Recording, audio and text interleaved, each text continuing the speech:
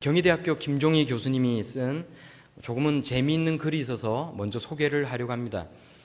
영국의 피츠제럴드라는 아주 큰 부자에 관한 이야기입니다. 물론 저도 잘 모르고 아마 이 자리에 앉아 계신 분들도 이 피츠제럴드라는 사람이 어떤 사람인지는 사실 잘 모르시리라고 생각을 합니다. 이 영국의 부자였던 피츠제럴드라는 사람이 있었다고 합니다. 하루는 이 피츠제럴드의 하나뿐인 아들이 갓 10살을 넘기기도 전에 사랑하는 아내가 그만 죽어버리고 맙니다.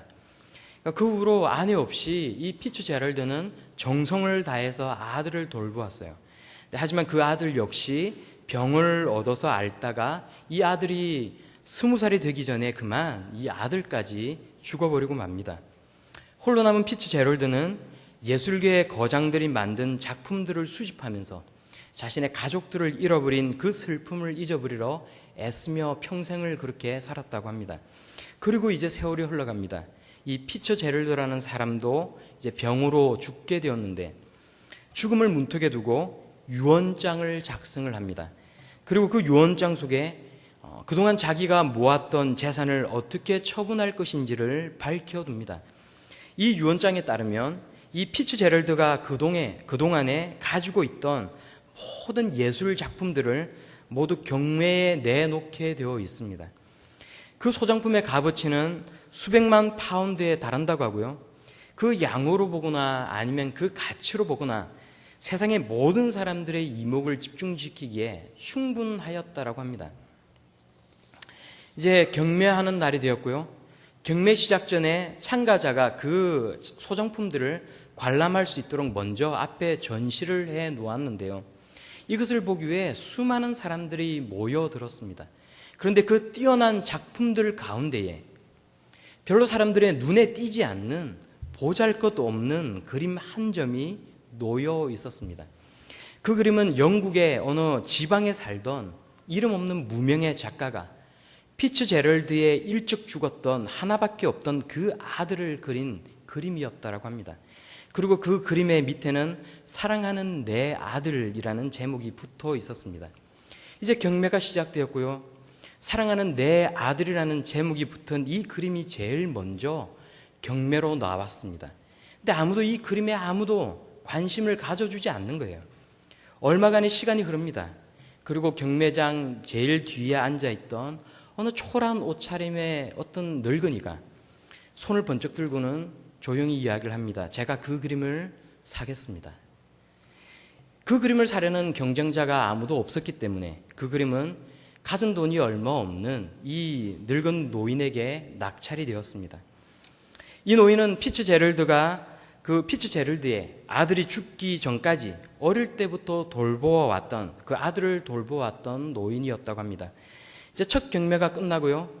사람들은 다음 경매에 뭐가 나올지를 기대하면서 바라보는데 갑자기 유언 집행을 맡았던 변호사가 다음 경매를 중지를 시킵니다.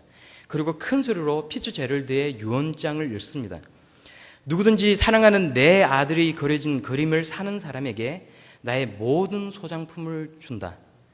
이 그림을 선택하는 사람은 가장 소중한 것이 무엇인지를 아는 사람이므로 나의 모든 예술 작품을 가질 충분한 자격이 있는 사람이다.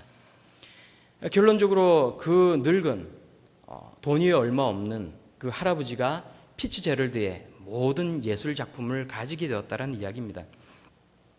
이 이야기는 유언을 한 사람이 정말 소중하게 여기는 가치가 무엇인지를 아는 것이 얼마나 중요한 것인가를 생각하게 해줍니다.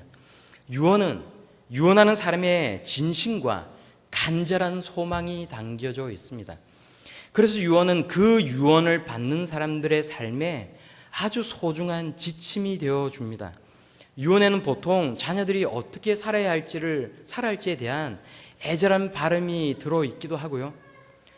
혹은 재산을 누구에게 얼마를 준다라는 상속에 관한 내용을 담고 있기도 합니다. 오늘 본문 말씀으로 보는 이 포도나무의 비유는 우리들이 어떻게 살기를 바라시는지에 대한 예수님의 유언과 같은 말씀입니다. 그리고 그렇게 살 때 우리들에게 무엇을 주실지에 대한 말씀도 아울러 담겨져 있습니다. 이 요한복음 15장에 나오는 포도나무의 비유가 왜 유언과 같은 말씀일까요? 그리고 왜 이 포도나무의 비유를 저는 오늘 이 말씀 제목을 포도나무의 비유가 아니라 포도나무의 비밀이라고 제목을 붙였을까요? 예수님은 이 이야기를 통해 도대체 우리에게 무엇을 말씀하고 싶으신 것이었을까요?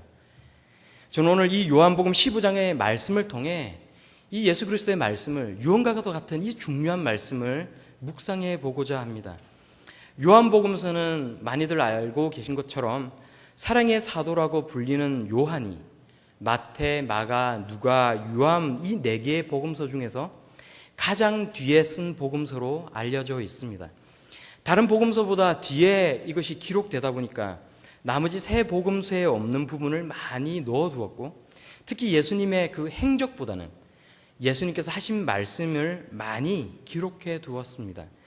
오늘 우리가 보는 요한복음 15장의 내용을 생각해 보기 위해 먼저 이 15장 앞뒤 장에 있는 내용이 무엇인지를 우리가 이 시간 잠깐 훑어보고자 합니다. 요한복음 11장을 먼저 보면요, 이 요한복음 11장에는 죽은 나사로를 살린 사건이 나오고 있고요. 그래서 이 때문에 대제사장들과 바리새인들이 공회를 열어서 예수를 죽이려고 모의를 합니다. 12장에는 마리아가 예수님의 발에 향유를 부은 사건이 나오고요. 그리고 예수님께서 어린 나귀를 타시고 예루살렘 성으로 입성을 하십니다. 요즘 성경은 굉장히 이렇게 잘 인쇄가 되어 있어서 12장, 13장을 이렇게 훑어보시면 그 장에 나오는 중요한 사건들이, 주제들이 다 이렇게 기록이 되어 있어요. 함께 보셔도 좋습니다. 13장에는 예수님께서 친히 제자들의 발을 씻겨주신 사건이 나오고요. 우리는 이것을 세족시계라고 부릅니다. 14장에는 내가 너희를 고아와 같이 버려두지 않으리라는 그 말씀과 또 보혜사 성령님을 너희들에게 보내주겠다는 말씀이 나오고 있습니다. 그리고 제자들에게 이후로는 내가 너희와 말을 많이 하지 않겠다라고 말씀하십니다. 그리고 14장의 말씀을 다 마치시고 난 후에 14장 31절의 말씀, 그 마지막 절에 예수님은 이렇게 말씀합니다. 일어나라, 여기를 떠나자. 그리고 오늘 우리가 보는 이 15장에는요, 포도나무의 비유가 나오고 있고요. 16장에는 계속된 예수님의 가르침이 나옵니다. 33절을 보시면 특별히 세상에서는 너희가 환난을 당하나 담대하라, 내가 세상을 이기었노라 라고 말씀하고 계십니다. 17장에는 예수님께서 마지막으로 기도하셨고요. 18장에 예수님께서 잡혀서 끌려가십니다. 그리고 19장에 십자가에 못 박혀 죽으십니다. 20장을 보시면 예수님께서 부활을 하셨고요. 21장에 7명의 제자들에게 나타나신 사건과 디베라 호숫가에서 또 베드로에게 내 양을 먹이라고 말씀하신 사건이 기록이 되어 있습니다. 이렇게 하면 요한복음이 총 21개의 장인데 11장 이후로 마지막 21장까지 요한복음의 절반 이상을 우리가 이미 이 짧은 시간 내에 이미 훑어보았습니다. 그런데 다시 한번 15장의 내용을 중심으로 우리가 살펴보자면 요한복음은 11장부터 18장까지 예수님의 이 이야기가 19장에 나오는 십자가의 사건을 향해 이야기가 진전되고 있다는 것을 알 수가 있어요. 11장 말미에 예수님을 죽일 구체적인 모의가, 다시 한번 이야기를 하자면 구체적인 모의가 시작됩니다. 그리고 각 장이 진행될수록 예수님의 죽음을 위해서 향유가 부어지고 예수님은 십자가에서 죽으시기 위해 예루살렘 성으로 입성을 하십니다. 그리고 마지막 만찬 때 제자들의 발을 씻겨주신 예수님께서는 몇 시간 후에 요한복음 18장에서 사로잡혀 가시고 19장의 십자가에 못 박혀 죽으시기 전까지 이 굉장히 중요한 말씀이 15장에 기록되었다는 것을 우리는 알 수가 있습니다. 죽음을 준비하시는 예수님께서 잡혀서 죽으시기 전날 밤에 제자들에게 마지막으로 유언을 남기신 이야기가 이 15장의 내용인 것입니다. 이제 앞으로 너희들에게 많은 이야기를 해줄 수 없다라고 하신 예수님께서 조금 후에 가룟 유다의 배신으로 사로잡혀 가시기 전까지 지금 들려주는 얘기를 귀담아 들으라고 이야기를 하고 계시는 것입니다. 죽음을 앞두고 가장 중요한 얘기를 지금 제자들에게 들려주고 있다는 것입니다. 우리가 다 함께 요한복음 14장 31절을 먼저 한 목소리로 읽겠습니다. 요한복음 14장 31절입니다. 시작. 오직 내가 아버지를 사랑하는 것과 아버지께서 명령하신 대로 행하는 것을 세상이 알게 하려 함이로다. 일어나라 여기를 떠나자 하시니라. 예수님께서 아버지를 사랑하시는 것과 예수님께서 아버지께서 명하신 대로 행하시는 순종의 삶이 무엇인지는 19장에 이 십자가의 사건에서 절정을 이루면서 세상이 알게 하신 이 내용은 사실 우리가 이해하는데 큰 어려움은 없습니다. 그런데 이 13장, 14장의 내용을 보면 지금까지 제자들의 발을 씻겨주시고 또 소위 최후의 만찬을 하시고 또 가르침을 주시다가 왜 14장 31절에 일어나라 여기를 떠나자 이렇게 말씀을 하셨을까요? 뒤에도 읽으면 쭉 예수님의 가르침이 나오고 있는데 예수님께서 말씀을 하시다가 갑자기 감정이 격해지셔서 답답하니까 이제 여기를 나가자라고 말씀을 하신 것은 아닐 것입니다. 그럼 왜 예수님께서는 자리를 일어나서 여기를 떠나자라고 말씀을 하셨을까요? 그것은 15장의 내용을 보면 우리가 알 수가 있는데 포도나무의 이야기를 하시는 이 예수님의 말씀을 통해 우리는 알 수가 있습니다. 다락방에서 마지막 만찬을 하시던 예수님께서 제자들을 바깥 포도나무 앞으로 데려가시기 위해 제자들에게 집 밖으로 일어나 나가자라고 말씀을 하셨다는 겁니다. 이렇게 하신 이유는 직접 제자들의 눈으로 포도나무를 보게 하시고 그 의미를 깨닫게 해주시기 위한 것이었다는 것입니다. 그만큼 중요한 이야기를 하시기 위함이었다는 것입니다. 그리고 이와 같은 방법은 구약 성경에서 하나님께서 아브라함에게 말씀하시던 것과 똑같은 방법이라는 거예요. 창세기 15장 5절을 읽어보면요 이렇게 말씀합니다. 그를 이끌고 밖으로 나가 이르시되 하늘을 우러러 뭇별을 셀 수 있나 보라. 또 그에게 이르시되 내 자손이 이와 같으리라. 하나님께서는 아브라함과 언약을 세우실 때에 네 자손이 번성할 것이라고 그냥 그렇게만 말씀하지 않으셨습니다. 집안에 있던 아브라함을 이끌고요 밖으로 데려나가셔서 밤하늘을 바라보게 만드십니다. 오늘 우리가 보는 그리고 이 어두운 밤하늘에 촘촘히 박혀있는 수많은 별들을 아브라함들어 보라고 말씀을 하시는 거예요. 그리고 내 자손이 이와 같으리라고 말씀을 하는 것입니다. 오늘 우리가 보는 이 본문에서도 예수님은 제자들을 데리고 밖으로 나오셨어요. 포도나무들이 서 있는 곳으로 제자들을 데리고 오십니다. 그리고 포도나무를 보여주며 말씀하십니다. 나는 참 포도나무요 내 아버지는 농부라. 물은 내게 있어 열매를 맺지 아니하는 가지는 아버지께서 그것을 제거해 버리시고 물은 열매를 맺는 가지는 더 열매를 맺게 하려 하여 그것을 깨끗하게 하시느니라. 다음 날이면 모욕을 당하시고 채찍질 당하시고 두들겨 맞은 모습으로 십자가에 달려 죽으실 그 예수님께서 마지막으로 제자들에게 들려주시는 너무나도 소중한 말씀이라는 것입니다. 그래서 유언과 같은 말씀이라고 저는 말씀을 드린 것입니다. 아니, 유언과 같은 말씀이 아니라 유언이라고 해도 틀린 말이 아닙니다. 시간이 얼마 남지 않은 상황에서 제자들이 그 마지막 밤에 꼭 잊지 않고 기억하기를 바라셨을 마지막 말씀이기 때문에 그것을 우리는 예수님의 유언이라고 감히 부를 수가 있는 것입니다. 그럼 이 포도나무의 비유를 통해 예수님께서 하시고자 하신 말씀이 무엇이겠습니까? 먼저는 우리가 이 비유 속에 나오는 주요 등장인물이 어떻게 설정되어 있는지를 잘 살펴보아야 합니다. 주요 등장인물들은요, 농부와 포도나무와 가지입니다.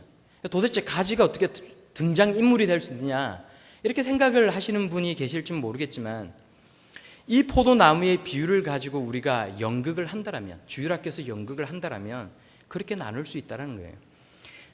첫째로 농부는 열매를 수확하고 가지를 정리하는 일을 합니다. 열매를 잘 맺게 하기 위해서. 둘째는 포도나무는 가지에게 양분을 나누어 줍니다. 그런데 이때 포도나무가 열매를 맺는다라고 하시면 안 돼요.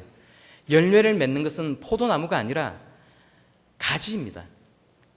포도나무는 열매를 맺는 것이 아니라 열매를 맺게 하는 역할을 맡았습니다. 그래서 가지에게 양분을 주는 거예요. 셋째는 가지는 열매를 맺게 합니다. 포도나무에 붙어 있지 못한 가지는 말라 비틀어져서 모닥불에 던져 태워질 것입니다. 근데 이 비유에서 농부가 뜻하는 것은 하나님 아버지고요. 포도나무는 예수님을 상징합니다. 그리고 가지는 우리를 의미합니다. 우리가 가지라는 것입니다. 근데 이 비유에서 굉장히 중요한 내용이 있습니다. 예수님께서 이 비유를 통해 강조하고 있는 것 중에 하나인데요. 그것은 가지가 포도나무에 붙어 있어야 열매를 맺는다라는 것입니다. 예수님께서는 이것을 강조하고 있다는 것입니다. 포도나무에 붙어 있지 않은 가지는 마릅니다. 그래서 농부는 그 말라 비틀어진 가지를 모아다가 다 불살라 버립니다. 실제로 그 당시에 마른 포도나무 가지는 땔감용으로밖에 쓰이지 않았습니다. 아무짝에도 쓸모없는 것이 바로 이 마른 포도나무 가지였습니다. 그러므로 가지는 포도나무에 붙어 있어야 합니다. 그런데 의문점이 하나 있지 않습니까? 포도나무에 붙어 있는 것이 도대체 무엇입니까? 예수님께서 말씀하시는 것이 중요한 이 포도나무 비유의 강조점이 가지가 포도나무에 붙어 있어야 한다는 것은 알겠는데 도대체 이 가지가 포도나무에 붙어 있는 것이 의미하는 것이 무엇입니까? 예수님을 믿는 것입니까? 아니면 하나님 앞에 나와 예배 드리는 것입니까? 아니면 우리가 교회에 나오는 것입니까? 많은 추측을 해볼 수 있지만 본문 말씀에 충실히 해석을 할 때 결론부터 말씀드리면 가지가 포도나무에 붙어 있는 것은 사랑하는 것입니다. 자, 이제 이것을 제가 거꾸로 한번 올라가 보겠습니다. 12절을 보시면 내 계명은 곧 내가 너희를 사랑한 것 같이 너희도 서로 사랑하라는 이것이니라. 그래서 예수님의 계명은 서로 사랑하라는 것입니다. 예수님의 계명은 12절에 서로 사랑하라는 거예요. 서로 사랑하는 것이 계명을 지키는 것입니다. 그런데 계명을 지키는 것은 우리가 이 본문을 읽어보면 예수님의 사랑 안에 거하는 것입니다. 10절을 한번 보실까요? 10절을 보시면 내가 아버지의 계명을 지켜 그의 사랑 안에 거하는 것 같이 너희도 내 계명을 지키면 내 사랑 안에 거하리라. 이제 이게 도식화되죠? 서로 사랑하는 것이 예수님의 계명을 지키는 거예요. 예수님의 계명을 지키면 지키는 것이 예수님의 사랑 안에 거하는 것입니다. 그러면 예수님의 계명이 무엇입니까? 서로 사랑하라는 것이에요.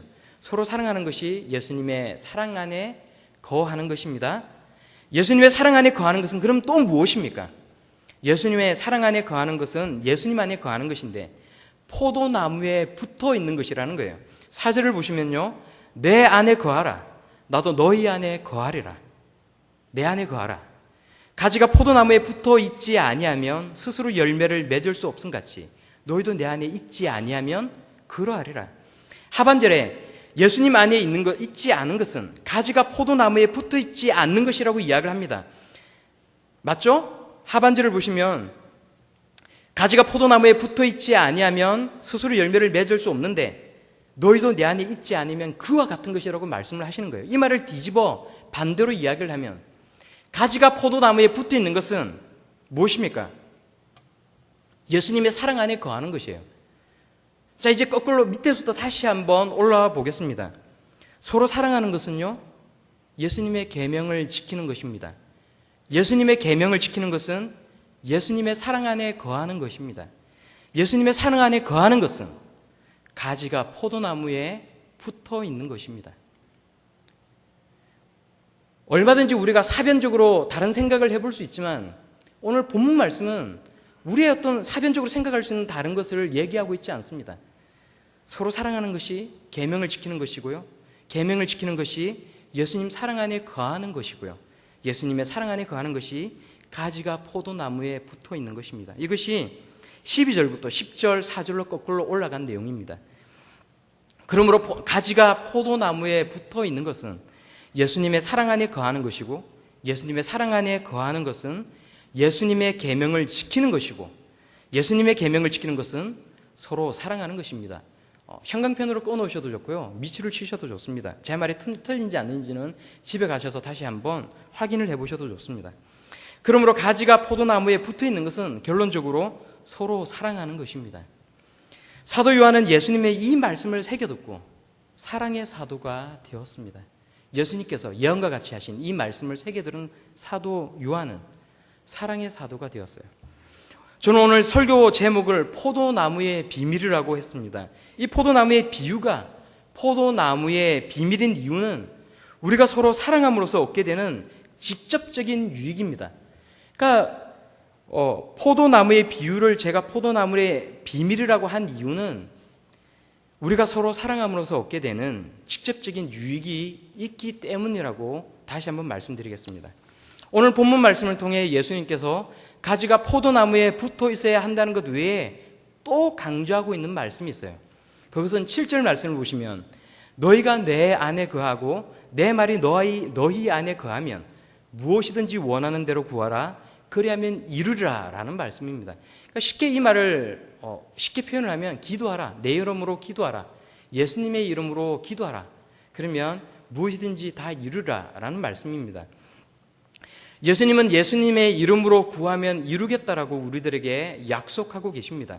16절 하반절에 내 이름으로 아버지께 무엇을 구하든지 다 받게 하려 함이라 라고 말씀하고 있습니다.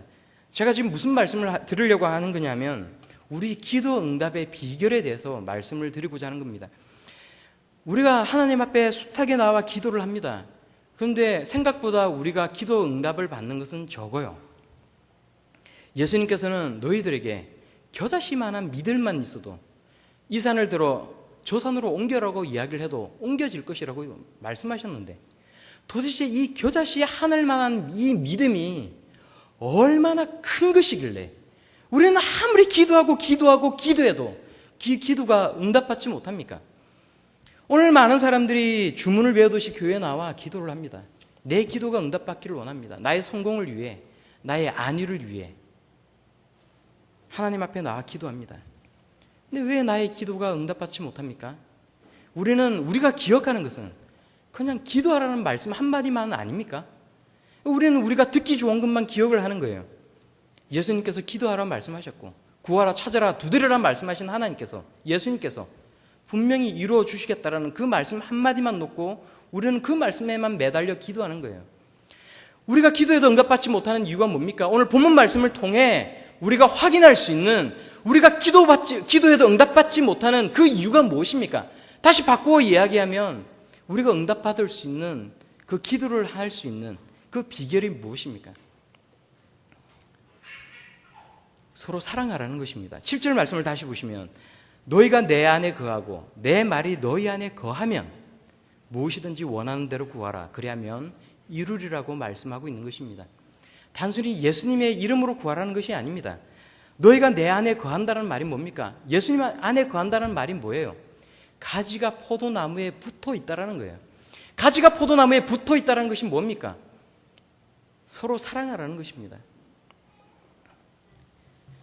사랑하지 못함으로 우리가 하나님 앞에 기도해도 그 기도가 응답받지 못한다는 것입니다. 바꾸어 얘기하면 우리가 하나님 앞에 나와 신앙생활을 할 때 나의 위선된 모습으로가 아니라 거짓된 모습으로가 아니라 내 마음으로부터 내 형제와 자매를 사랑한다면 하나님께서 내 기도를 들으시고 응답하여 주신다는 말입니다.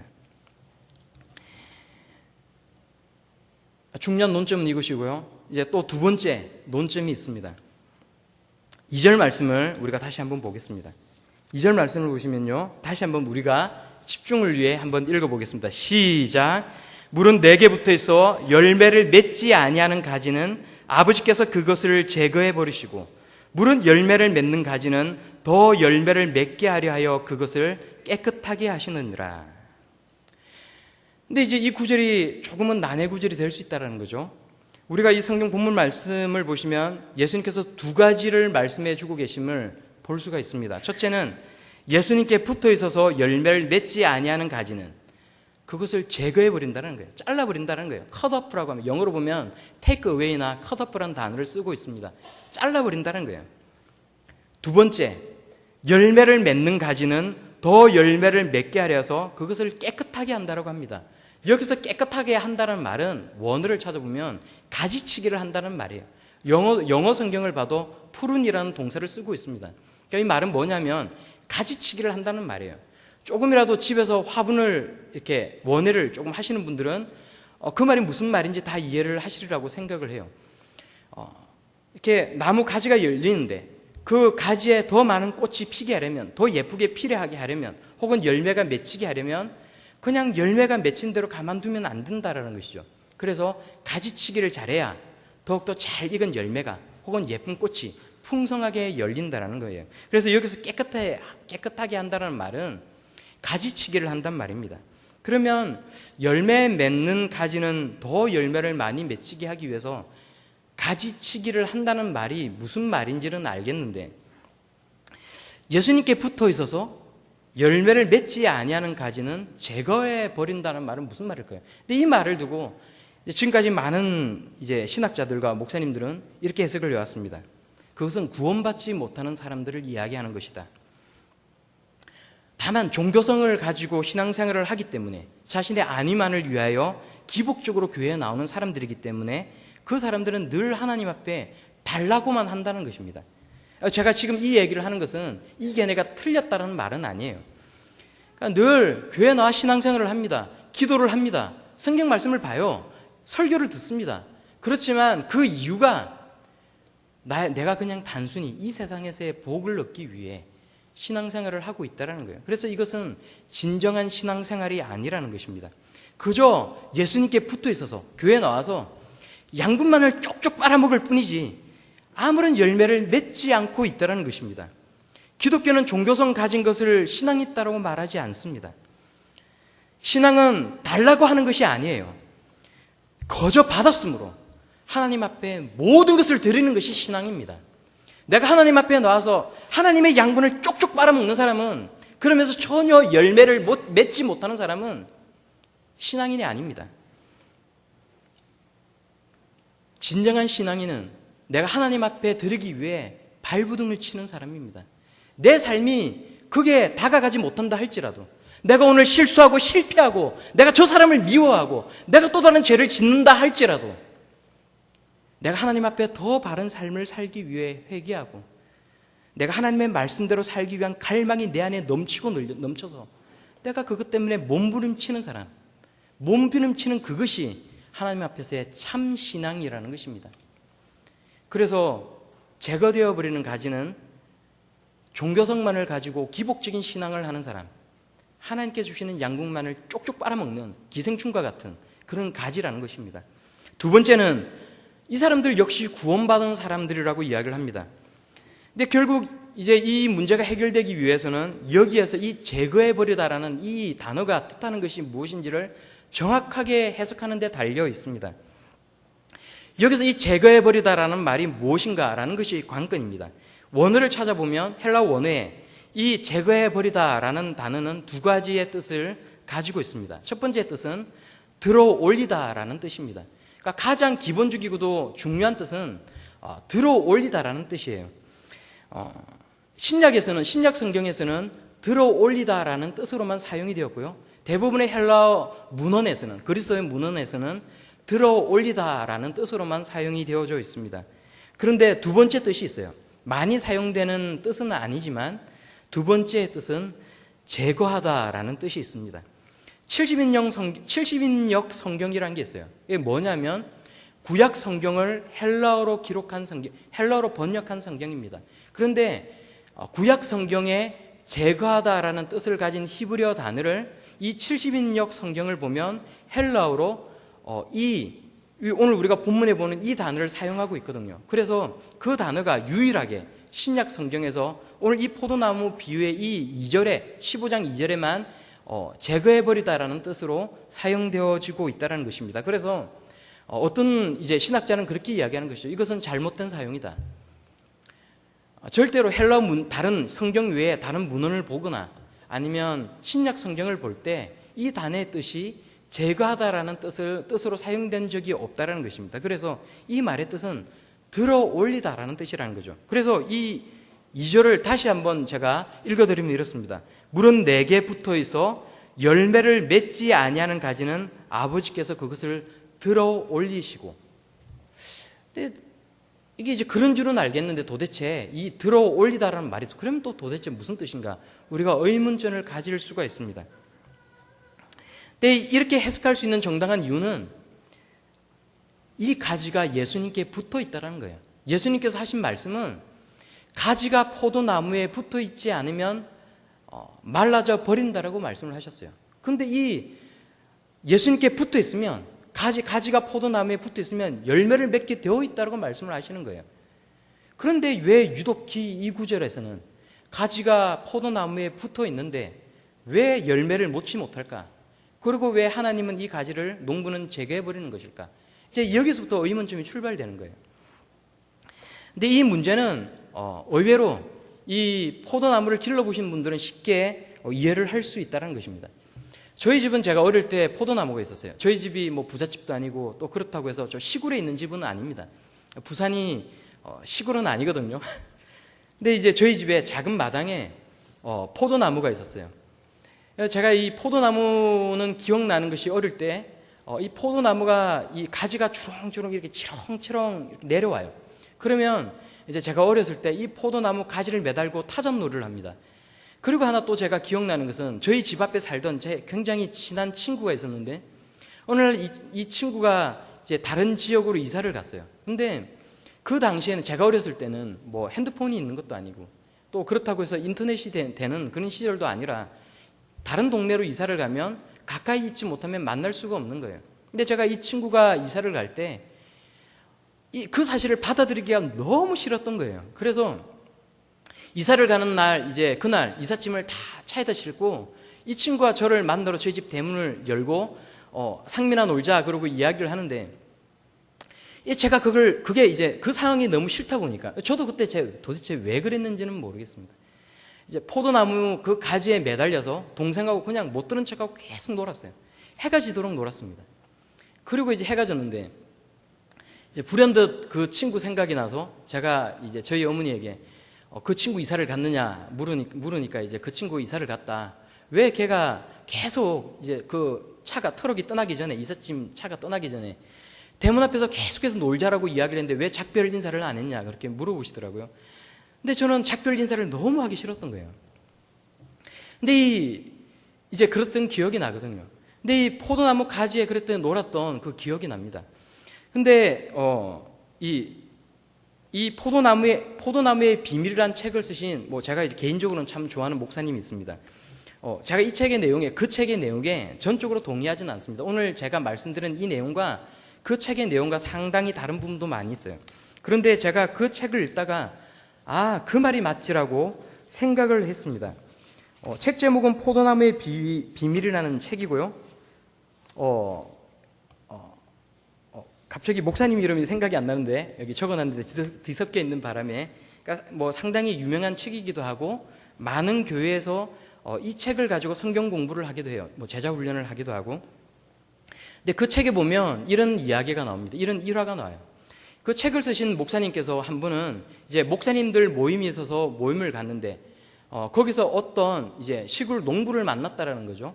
근데 이 시골 농부가 요한복음 15장에 나오는 이 포도나무의 비밀에 이 내용을 잘 이해를 하시냐 묻더라는 거예요. 이 목사님이 그 내용을 잘 이해를 못하겠다 이렇게 이야기를 하니까 내가 그 해답을 줄 수 있다라고 말을 해서, 그럼 내가 당신에게 커피를 사겠다. 그러고는 근처에 커피숍에 가서 이제 둘이서 커피를 마시게 됩니다. 그리고는 이제 물어봐요. 도대체 이 그 내용이 정확히 무엇을 의미하는 것이냐. 그러니까 이 농부가 이 목사님에게 이야기하기를, 포도는 이 나무의 속성이 가지가 위로 뻗어 있는 것이 아니라 옆으로 퍼져 나간다라는 거예요. 옆으로 퍼져 나간 가지는 땅으로 내려옵니다. 땅으로 내려온 가지는 땅 위를 타고 흘러가요. 그러면은 수많은 흙과 먼지가 이 포도나무 가지에 묻게 되고요. 또 다른 포도나무 가지의 그 그늘에 가려져서 이 포도나무가 풍부한 이 포도를 열매를 맺지 못한다라는 거예요. 그리고 결국은 이 물에 잘못된 습기를 빨아들일 때는 이 포도나무가 썩어버린다는 거예요. 그래서 포도나무 농사를 짓는 이 농부들은 포도나무 가지가 땅을 타고 흘러가지 않도록 늘 울타리를 쳐서 위로 묶어둔다는 거예요.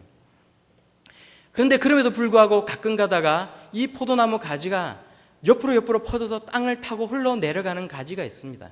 그러면 이 농부는 그 가지를 잘라 버려버릴까요? 네, 그렇게 하지 않는다는 거예요.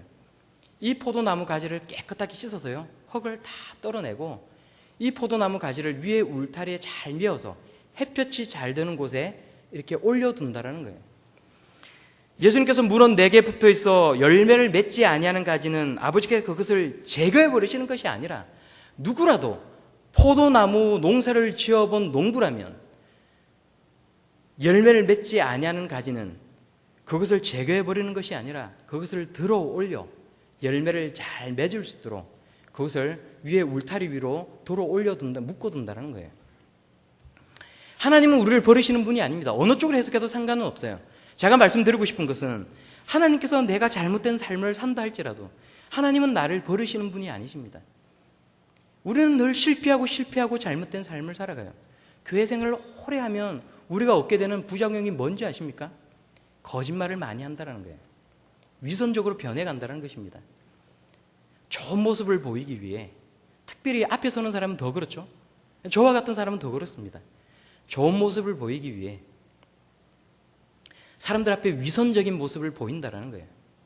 그러니까 뒤에서는 참 말로 할 수 없는, 고백할 수 없는 참 나쁜 행동들을 많이 한다는 거예요.